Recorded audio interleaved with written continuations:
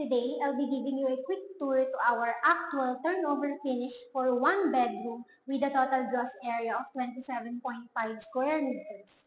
Showing you your kitchen area.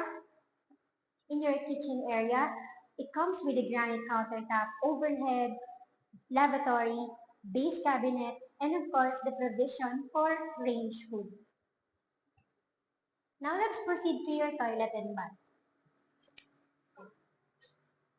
In your toilet and bath, it comes with the toilet, floor tiles, wall tiles, mirror cabinet, lavatory, and a provision for a water heater.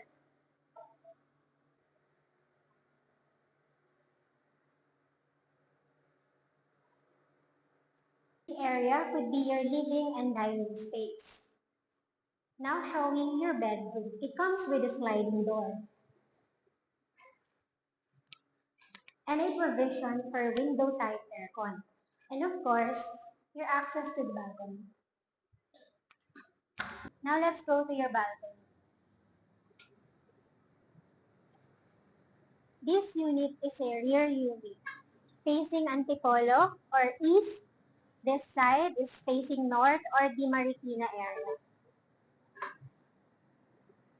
If you're interested to acquire to any DMCI Homes properties, you may reach me through my contact details posted in this video.